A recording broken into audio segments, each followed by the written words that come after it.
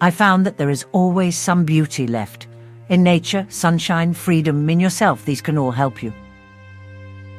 I can shake off everything as I write, my sorrows disappear, my courage is reborn.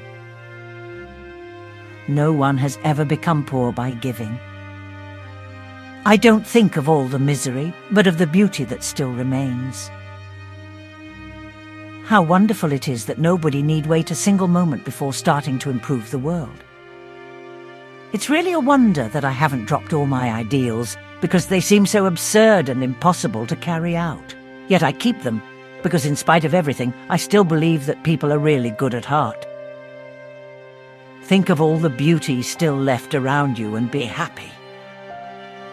People can tell you to keep your mouth shut, but that doesn't stop you from having your own opinion.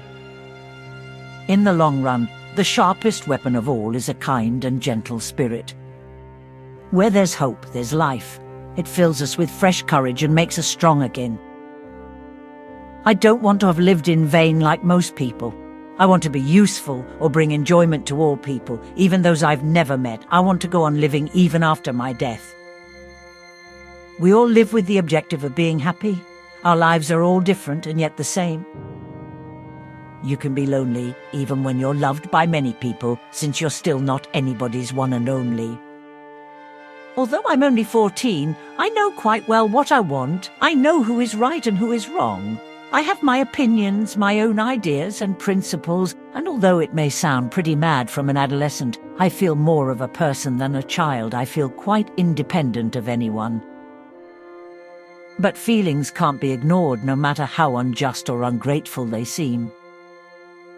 As long as this exists, this sunshine and this cloudless sky, and as long as I can enjoy it, how can I be sad? Human greatness does not lie in wealth or power, but in character and goodness. People are just people, and all people have faults and shortcomings, but all of us are born with a basic goodness.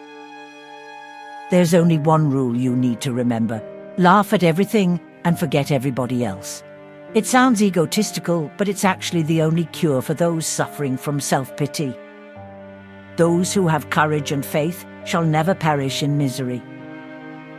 Earning happiness means doing good and working, not speculating and being lazy. Laziness may look inviting, but only work gives you true satisfaction. Anyhow, I've learned one thing now. You only really get to know people when you've had a jolly good row with them. Then and then only can you judge their true characters. The weak die out and the strong will survive and will live on forever. I know what I want. I have a goal, an opinion, I have a religion and love. Let me be myself, and then I'm satisfied. I know that I'm a woman with inward strength and plenty of courage. The weak fall, but the strong will remain and never go under. Everyone has inside of him a piece of good news. The good news is that you don't know how great you can be, how much you can love, what you can accomplish, and what your potential is. I've reached the point where I hardly care whether I live or die. The world will keep on turning without me. I can't do anything to change events anyway. Laziness may appear attractive, but work gives satisfaction. Sometimes I believe that God wants to try me, both now and later on. I must become good through my own efforts, without examples and without good advice. Sympathy, love, fortune, we all have these qualities, but still tend to not use them.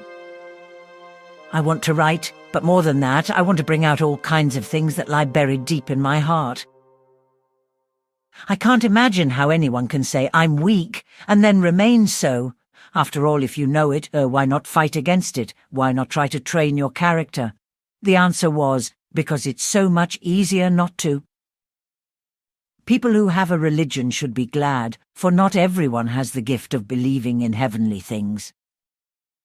Don't condemn me. Remember rather that sometimes I, too, can reach the bursting point. In spite of everything, I still believe that people are really good at heart. I simply can't build up my hopes on a foundation consisting of confusion, misery and death. The best remedy for those who are afraid, lonely or unhappy is to go outside, somewhere where they can be quite alone with the heavens, nature and God.